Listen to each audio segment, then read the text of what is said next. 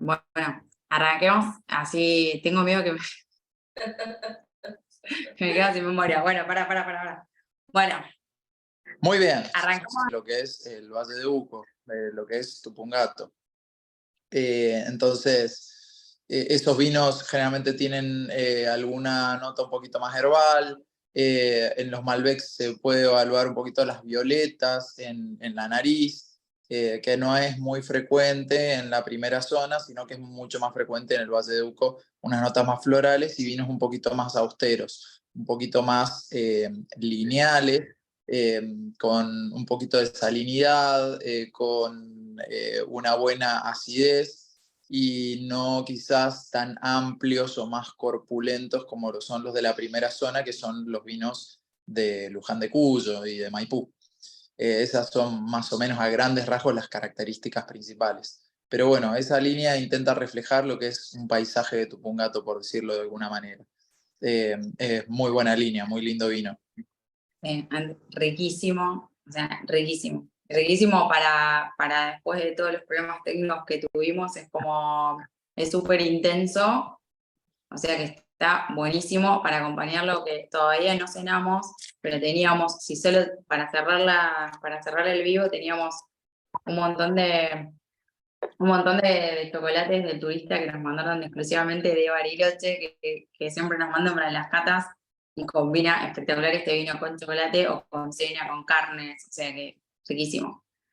Pero bueno, pongamos un poco el foco en Feli, hagamos la presentación formal.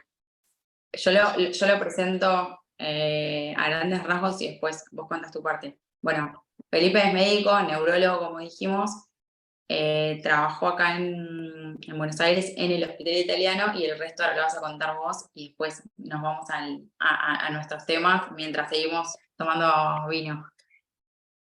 Bueno, yo me recibí en Mendoza de médico y de ahí en 2012 me decidí hacer la residencia de neurología. La residencia es cuando uno ya es médico y necesita hacer una especialización, o sea, busca especializarse en un área especial de la medicina. Uno generalmente las residencias las hace en hospitales. Estos hospitales tienen atención a distintos enfermos y uno es guiado por profesionales que ya tienen experiencia en el tema y entonces va aprendiendo a hacer una especialidad y a desarrollar una especialidad. En este caso, la neurología. Yo la hice en el Hospital Italiano de Buenos Aires entre 2012 y 2016. En 2016 fui jefe de residentes, que es cuando termina uno la residencia y está un poco a cargo de los residentes de ahí del hospital. Y después en 2017-2018 fui instructor de residentes, que vendría a ser un cargo parecido al de jefe de residentes, en el Hospital César Milstein de allá de Buenos Aires, que es un hospital muy grande de PAMI, fundamentalmente.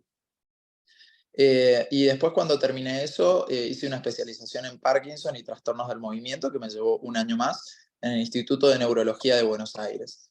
Una vez en 2019 decidí a dónde iba a vivir, si me iba a quedar en Buenos Aires, si iba a volver a Mendoza, porque yo soy de acá de Mendoza, y bueno, y me decidí por volverme.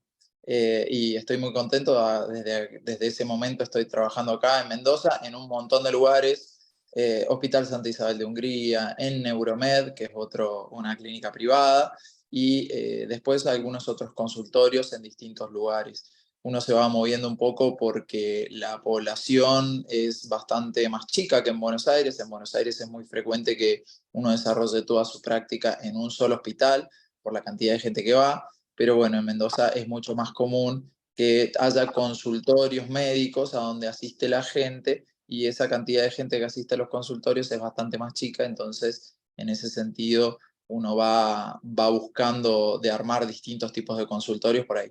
Entonces uno se mueve bastante, pero la verdad es que los consultorios están muy buenos, es muy bueno, muy lindo practicarlo por acá y además disfrutar de la ciudad, que es increíble. Es una ciudad que es grandecita, no demasiado grande, pero es grande y tiene muchas cosas para hacer y al mismo tiempo en pocos minutos uno puede estar en la montaña, en una bodega, el clima es increíble, de repente cuando yo volví para acá, hacía 3 meses que no llovía, el paraguas que lo tenía siempre en la mochila en Buenos Aires, nunca más lo saqué, lo tengo acá guardado en mi casa, juntando mugre, nada más.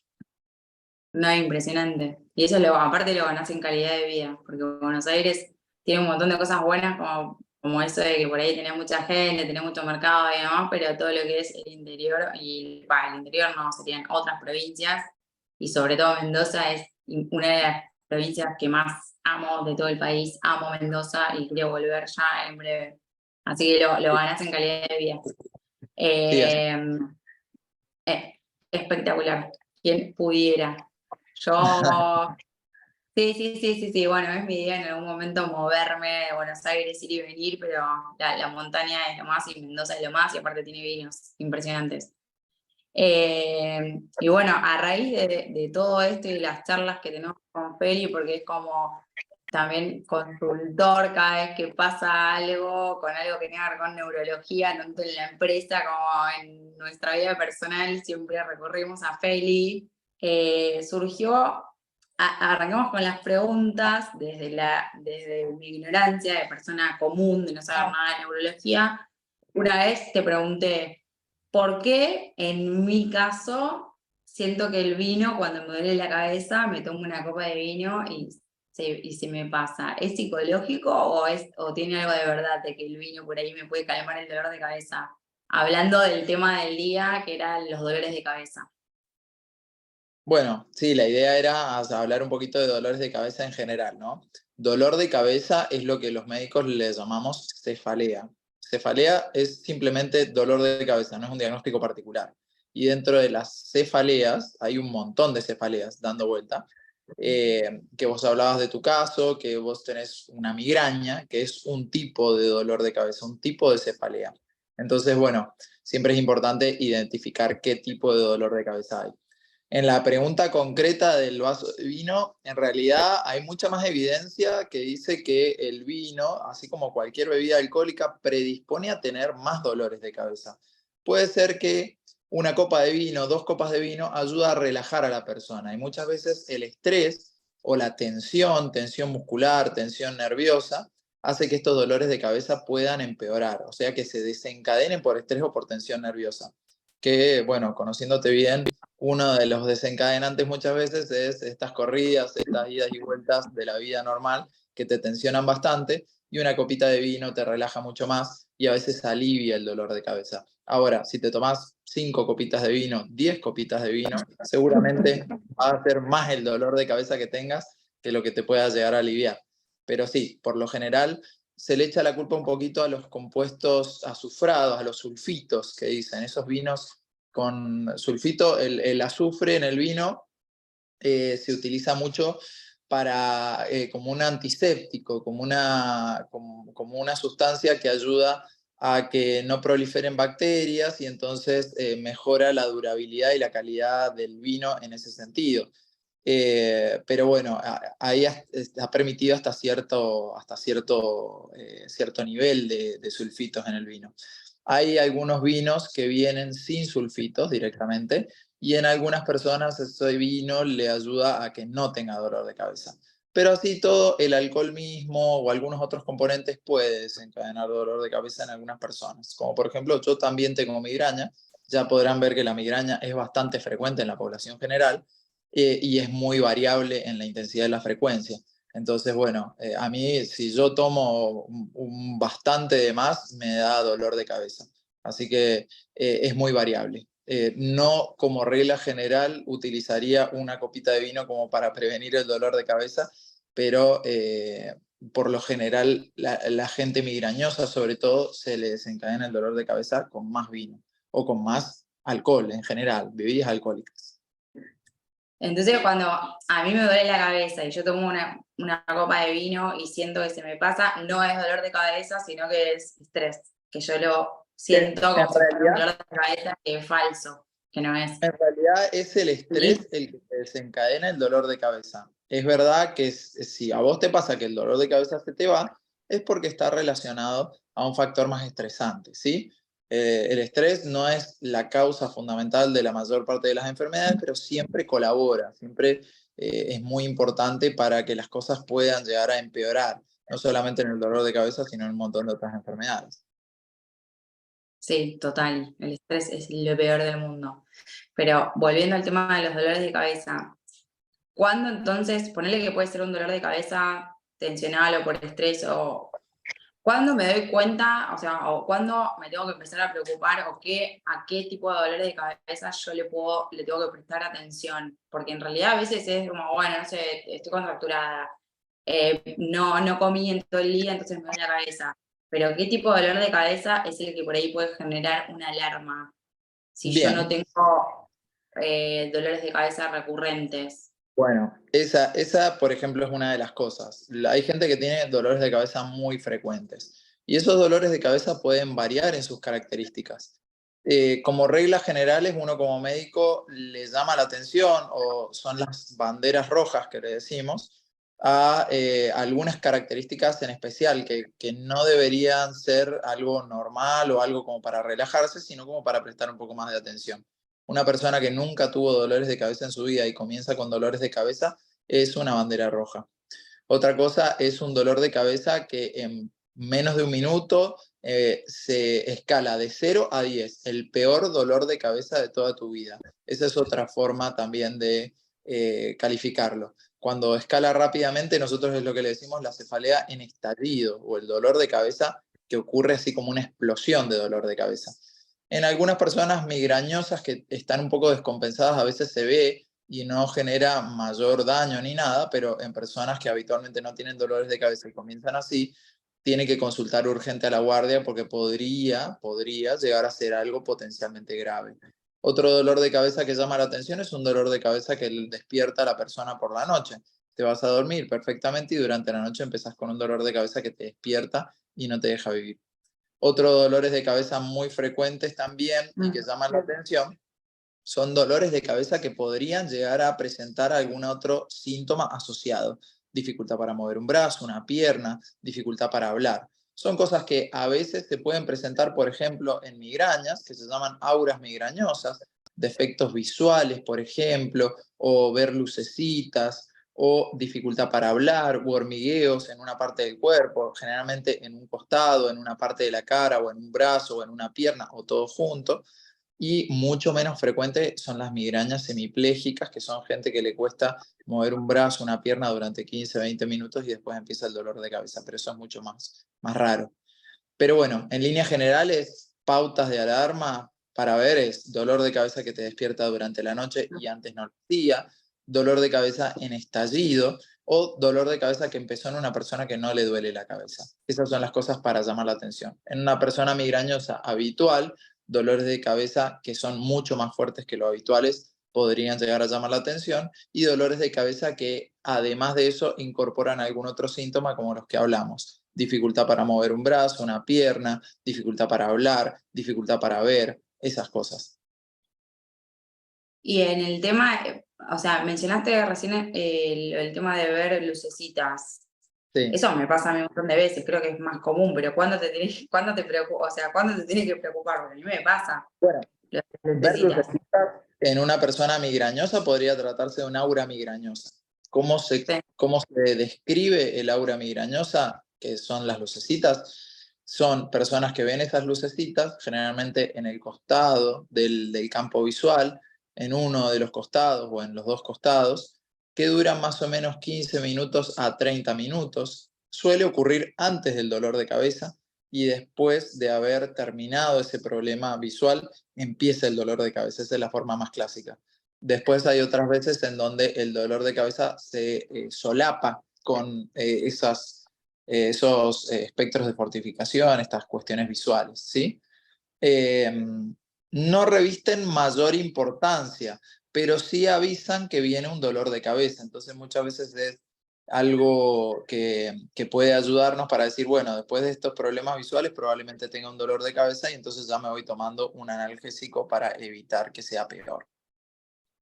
Ok, pero entonces, porque a mí me pasa, pero nunca me duró 30 minutos. Te tenés que preocupar cuando te dura 30 minutos. En realidad los problemas visuales así no suelen ser de preocupación, ¿no? O sea, no es algo que te tiene que preocupar, es algo que puede formar parte del cuadro que tenés.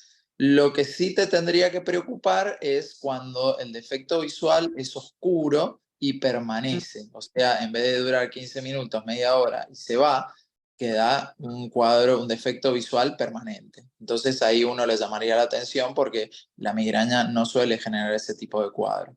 Es un defecto que queda permanente durante un tiempo o dura varias horas. Esas cosas ya empiezan a llamar la atención porque excede al cuadro referido, que es lo que veníamos diciendo, ¿no? Y ponerle, en el caso de que se usan todas estas cosas que pueden generar una alarma, aparte de consultar al médico, ¿qué estudios? O sea, yo me debería hacer un estudio anualmente como el que me hago de control para, no sé, para ir al gimnasio del apto físico todos los años de la cabeza, porque no, o sea, no todos los años en Claro. general te piden estudios de la cabeza.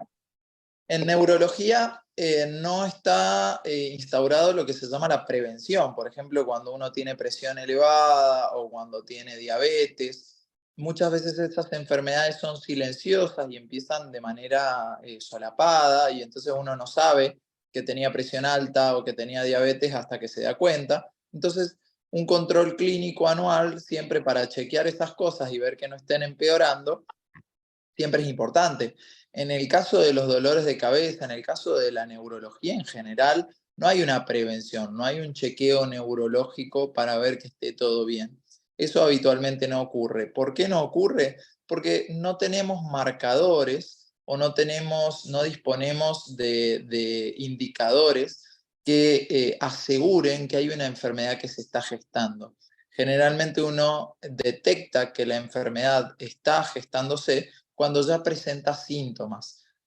Todavía no tenemos marcadores presintomáticos, o sea que podamos detectar enfermedades antes de que comiencen con los síntomas. Hay un montón de estudios que están tratando de detectar estos marcadores, de hacer estos, de lograr ver qué marcadores son los importantes para lograr detectar esto, pero bueno, sobre todo en Alzheimer, en Parkinson, en esclerosis múltiple, en un montón de cosas, pero por ahora no hay de estos en la práctica general.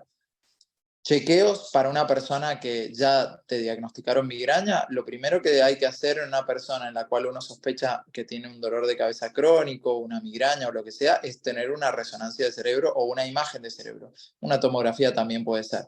¿Para qué? ¿Para qué uno hace esa imagen? Para descartar otras causas de dolor de cabeza, los que se llaman las cefaleas secundarias. Las cefaleas secundarias son secundarias a otras enfermedades, como por ejemplo un tumor, un aneurisma, un sangrado cerebral, cosas así que pueden generar dolor de cabeza y que no es una migraña. Una vez que nosotros tengamos una imagen de cerebro normal y que las características del dolor de cabeza pegan con una migraña, con una cefalea tensional o alguna otra cefalea primaria, entonces uno ahí puede ya diagnosticar eso. Después hay que repetir los estudios. No, por lo general no, excepto que aparezcan estas famosas banderas rojas que hablamos recién, que a veces sí amerita volver a hacer un estudio de cerebro para detectar que no haya otra cosa, porque a veces puede pasar de que una persona migrañosa después tenga un aneurisma o le salga un tumor. Es poco probable, es poco común, pero a veces puede pasar, entonces conviene descartarlo.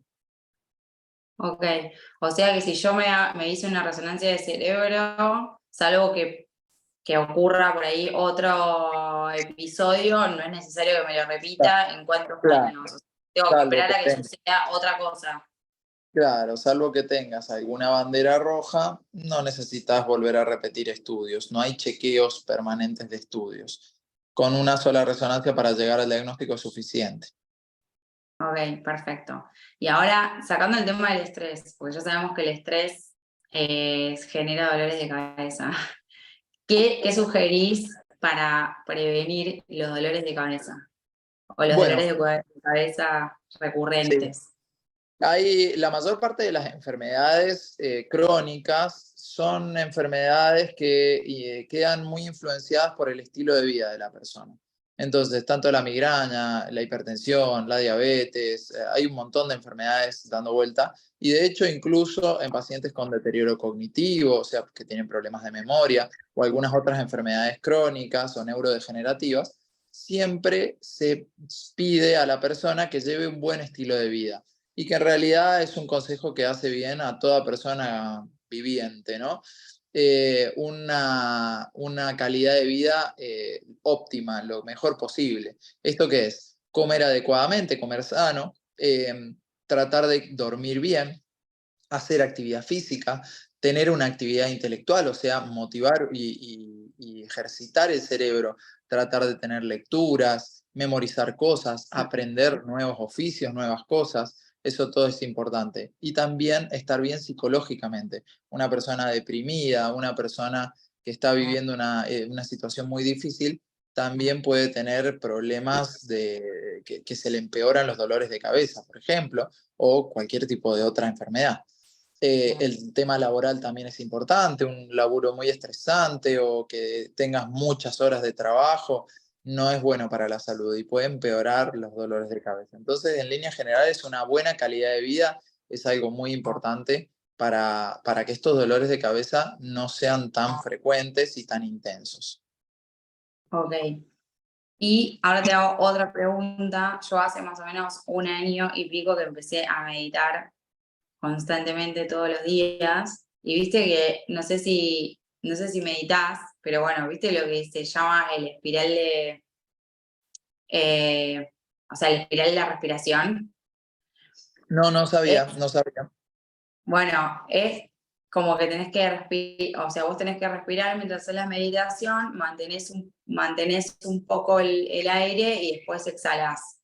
Ajá. Y eso cuando me duele la cabeza a veces lo hago y se me pasa. O sea, ¿tiene que ver con la tensión o tiene que ver con la tensión y con el estrés o tiene alguna influencia en el cerebro el tema del ingreso del aire de forma diferente?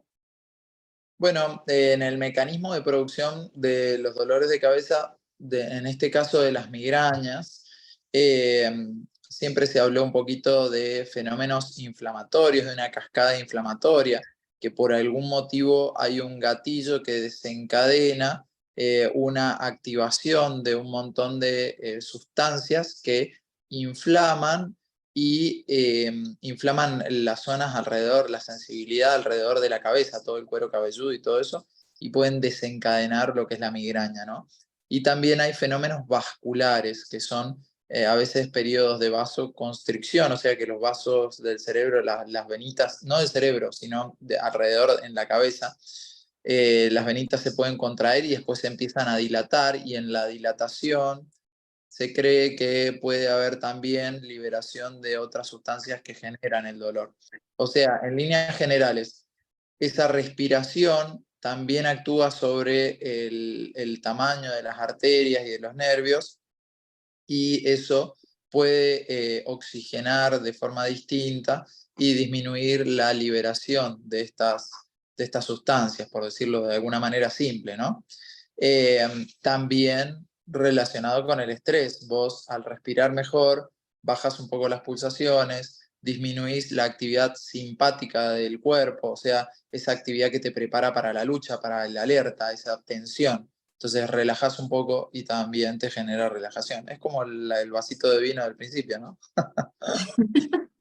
Hablando de la parte simpática, porque ya que mencionaste la parte de lo simpático, en realidad ese término simpático no tiene que ver con la simpatía que todos conocemos, es todo lo Claro. contrario, ¿no? Es la parte que te estresa, Es la ¿no? parte del sistema, claro, eso forma parte de lo que se llama el sistema nervioso autónomo, que es un sistema dentro del sistema nervioso que no está comandado por la voluntad de la persona, sino que es un centro regulador de muchas cosas, de la transpiración, de la digestión, de la frecuencia cardíaca, de la frecuencia respiratoria, de un montón de cosas que uno no las regula voluntariamente. Eso se llama el sistema autonómico o autónomo del cuerpo, y ese sistema nervioso autónomo se divide en sistema simpático y parasimpático. ¿Por qué se llama así?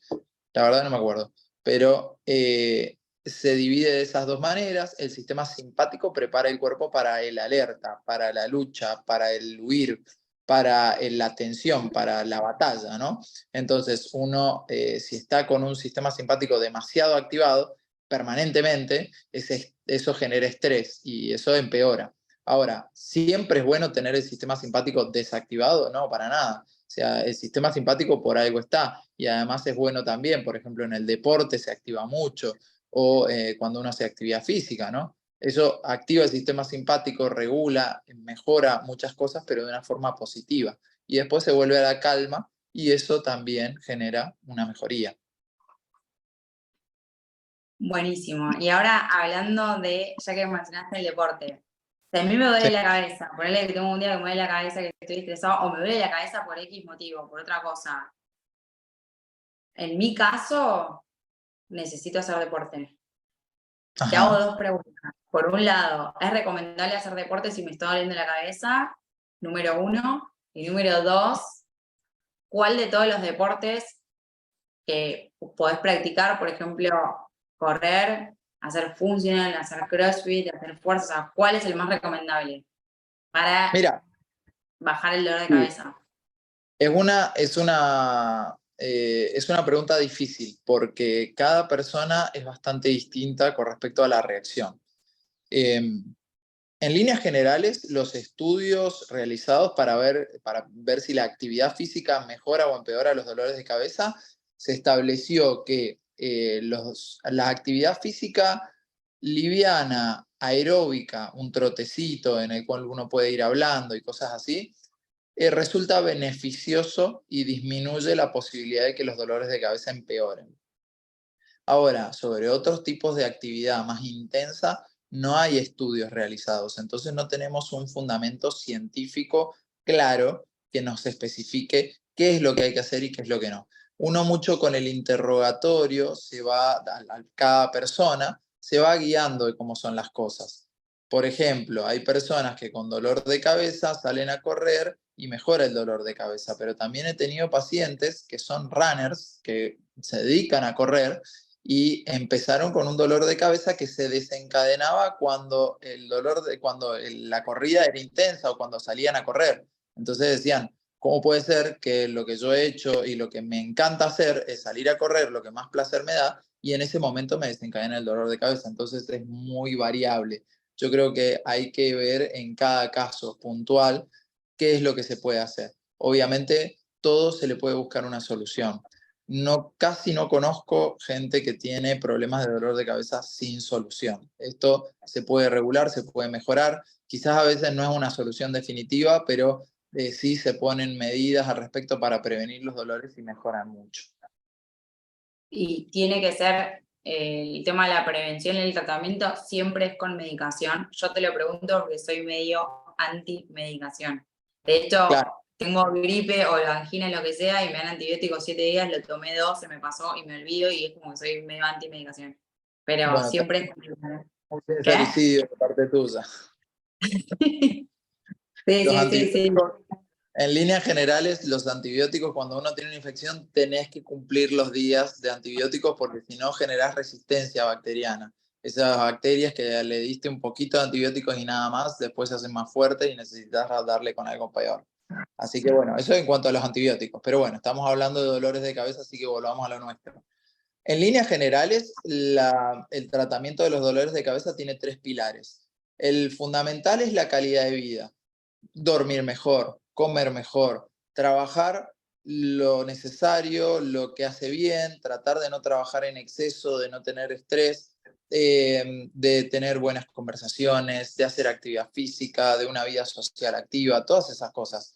Mientras más puntitos le sumemos a eso, mejor nos va a ir con el tema del dolor de cabeza. Más allá de que, bueno, mucha gente tiene muchas dificultades porque dice, bueno, mi trabajo yo no lo puedo dejar o cosas así. Pero bueno, son situaciones difíciles que uno tiene que ir negociando, ¿no? Ese es el pilar fundamental y es común a todas las personas. Y después los otros dos pilares son medicamentosos, que son los rescates, y los preventivos. Los rescates son medicamentos que se utilizan para sacar el dolor de cabeza en el momento que da el dolor de cabeza. Generalmente estos rescates se utilizan cuando la persona tiene dolores de cabeza poco frecuentes. Entonces uno, si tiene un dolor de cabeza cada 15 días, se toma, por ejemplo, un ibuprofeno, apenas empieza el dolor para sacarse de encima el dolor y listo. Con 2 ibuprofenos por mes andamos perfecto. Pero hay otras veces que las personas tienen 3, 4 dolores de cabeza por semana. En ese caso, no queda otra que tratar de buscar un preventivo, que es una medicación que se tome todos los días para disminuir la frecuencia y la intensidad de los dolores, idealmente a cero. Estos preventivos son medicaciones especiales y hay un montón de medicaciones que son preventivas. y se utilizan todos los días. ¿Durante cuánto tiempo? Y lo establecido es por lo menos 3 meses. En 3 meses de tratamiento, como mínimo, uno puede lograr bajar ese estado de dolor de cabeza tan permanente que tiene el cuerpo y volver a resetearlo un poco y que los dolores de cabeza sean menos frecuentes. Después hay gente que, bueno, necesita más de 3 meses, 6, a veces 1 año, a veces 2 años, a veces un tiempo prolongado, ¿no? Pero se dividen básicamente en eso. Entonces, ¿todas personas necesitan medicamentos para el dolor de cabeza? No. Con una buena calidad de vida, muchas veces hay gente que resuelve completamente sus dolores de cabeza. También los dolores de cabeza son fluctuantes, entonces hay momentos en la vida en donde vas a tener muchos dolores de cabeza y necesitas medicamentos, y hay otros momentos en donde va a dar de vez en cuando, entonces no hay tanto problema. Perfecto, buenísimo. Y una persona que no está acostumbrada a tomar, como te decía, me duele la cabeza, ¿qué diferencia hay entre los medicamentos más comunes que por ahí solemos tener en la cartera a mano? O sea, me duele la cabeza y yo por default tomo ibuprofeno. O sea, Sí. ¿es mejor tomar ibuprofeno, Migral o paracetamol? O sea, de lo más común, lo que conocemos todos. O sea, me duele la cabeza y ¿qué tomo de las tres cosas? Bueno, lo que yo siempre digo es que los dolores de cabeza, en realidad la gente reacciona o tiene una respuesta variable con respecto a eso. Hay gente que tiene buena respuesta a un medicamento y no a otro, y entonces es medio una cuestión de probar. ¿Cómo probaría yo las cosas? Yo probaría yendo de los medicamentos que mejor perfil de seguridad, más suaves y más comúnmente utilizados, a medicamentos cada vez más fuertes y más específicos para los dolores de cabeza fuertes. Entonces, el ibuprofeno y el paracetamol son los dos primeros medicamentos que yo probaría. Hay gente que con eso anda perfecto y eso es lo justo y necesario. Después hay otras personas que necesitan algo distinto. Entonces yo ahí empezaría a progresar con ketorolac, naproxeno, ácido mefenámico, ácido tolfenámico. Hay un montón de medicamentos que se pueden utilizar. Y si no, también están los más específicos para migraña, como son el Migral o los triptanes, el Naramig, el Naratriptán, el Sulmatriptán, el Somitriptán. Hay un montón, ¿sí? Entonces, dependiendo un poco de cómo han ido respondiendo a esos medicamentos, uno va utilizando otras cosas. Después hay un mito muy importante que dice que el Migral es muy tóxico y no hay que tomarlo nunca. Bueno, es muy buen medicamento, para la migraña es excelente medicamento, pero no hay que tomarlo en exceso. ¿Y cuánto es el exceso? Y el Migral, uno se establece que más o menos 4 o 5 comprimidos por mes es una dosis ya suficiente. Más que eso, es preferible ya o pensar en un preventivo o utilizar otro medicamento para el dolor de cabeza, pero más de 5 Migral por mes no está aconsejado porque a la larga puede generar complicaciones. Ok, buenísimo. No lo sabía. Igual, como ya te digo, como yo no tomo tanto, no tengo problema con eso. Pero con el ibuprofeno, entonces, ¿ibuprofeno hay algún límite? Pues el ibuprofeno es más común y Sí, más las mujeres que sí. sí, Con todo analgésico hay límites.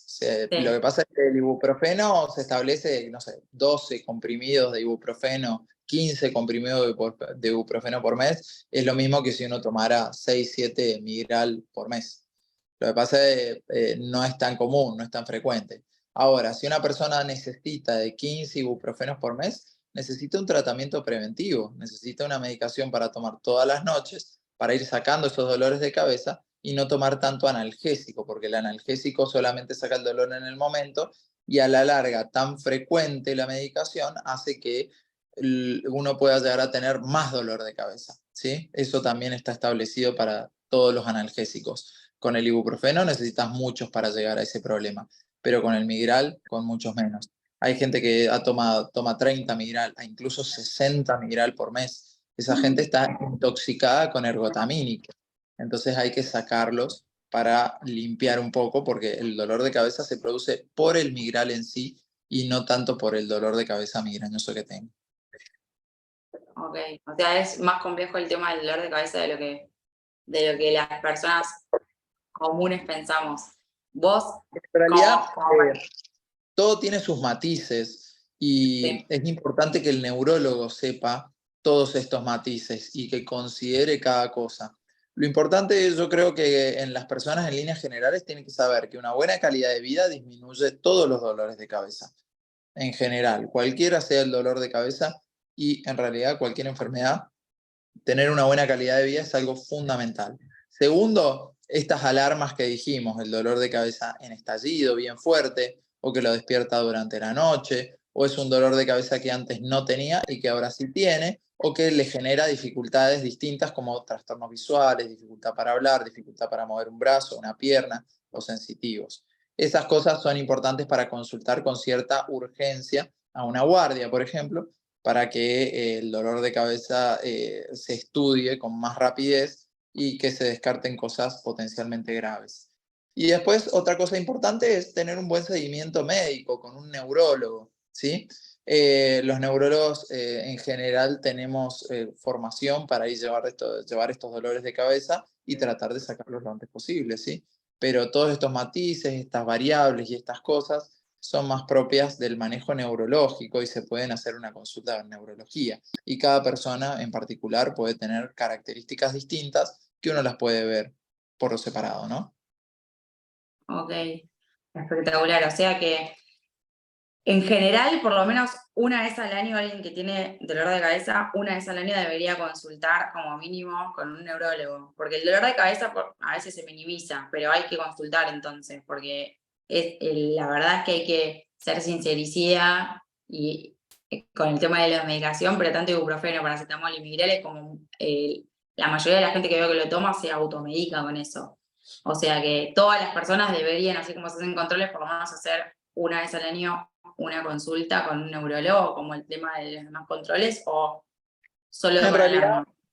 una persona que tiene un dolor de cabeza de vez en cuando, esporádico, y no le genera grandes problemas y es un dolor de cabeza leve, no es tan importante, ¿no? Pero una persona que tiene dolores de cabeza de vez en cuando, con cierta frecuencia, por lo menos una consulta con el neurólogo como para sacarse la duda, está más que bien. En esos casos no es tan grave porque, bueno, uno puede hacer la consulta, se saca la duda y ve más o menos cómo puede ir la cosa. Y las otras cosas sí son más importantes, las que dijimos recién, que se consultaran lo antes posible, ¿no? Perfecto. Bueno, para ir cerrando, si no te sacamos más tiempo, porque entre todos los problemas técnicos estuvimos una hora más todo este tiempo. Número uno, para todos los que te quieran hacer preguntas, decinos tu Instagram, porque no solo atendés a los pacientes que están en Mendoza, sino que atendés de manera virtual. Entonces, si querés pasarnos tu Instagram, así que todas las preguntas que quedaron contenidas en ese vivo fallido que queremos hacer, que te las hagan a vos directamente o que pidan una consulta con vos, ya sea presencial si están en Mendoza, o una recontra buena excusa ir a Mendoza para hacer una consulta con el neurólogo y de paso hacer la ruta del vino. Tal Y cual. tal cual. Y de paso, bueno, para el que te quiera por ahí hacer alguna consulta de manera virtual, que quede tu Sí. cuenta profesional. Sí, la cuenta es @docperaltacalderón. Ahí pueden mandarme un mensaje y si tienen alguna duda o algo, podemos despejarlo. Consultas virtuales se pueden hacer perfectamente, las podemos hacer por WhatsApp, no por vivos de Instagram, por favor, porque no sale muy bien, parece, no está muy chequeado eso. Y bueno, y después presencial también.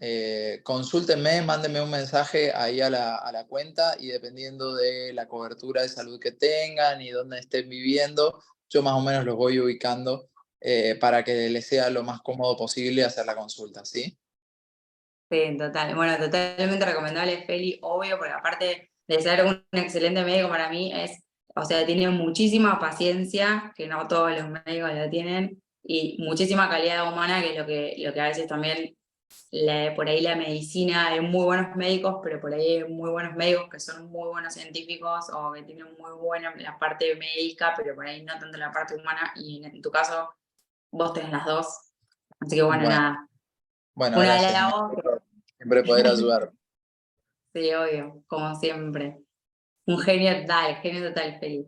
Bueno, y ojalá que esto se pueda hacer, que se pueda hacer presencial en algún momento, así que ojalá que podamos seguir con las charlas en vivo, si Instagram lo permite, y que en algún momento, si se llegan a volver presenciales, por ahí está bueno porque la gente puede preguntar en vivo y compartimos una copa en vivo, que siempre lo presencial está buenísimo. Y por otro lado, aparte quedan un montón de otros temas que vos podés hablar, ya que sos especialista en Parkinson, bueno, Alzheimer, hay un montón de temas súper interesantes que hemos estado hablando, que tienen que ver con problemáticas por ahí, no tanto del paciente que lo sufre, sino también de todo el entorno familiar, como puede ser el Alzheimer, el Parkinson, que, o sea, ahí me encanta el tema desde mi ignorancia, me encantan muchas cosas que tienen que ver con la neurología y las neurociencias, así que podemos hacer un montón de charlas más. Pero bueno, Bueno, Feli, para millones de negociación final, gracias. lo que quieras, lo que necesitas, así que no hay problema. Bueno, millones de gracias. Perdón por la hora, que ya son como las 23. Son como las 23. Perdón, ya sé que estuviste todo el día en el No hay problema. consultorio a mil y corriste y todo, y bueno, falló el vivo, pero igual estuvo buenísimo. Espero que a todos les haya gustado. Y nos vemos pronto. Ojalá que nos veamos presencial en alguna cata, en una charla con vino en Buenos Aires. Cuando estés por acá, La arreglamos y si concretamos, buenísimo. Avisamos nuevamente por estos medios. perfecto. Bueno, Felipe, mil gracias. Que Que estés muy descanses bien. y salud con nuestros vinos a distancia. Bueno, gracias. Chau, chau. Chau, chau. Chau, chau.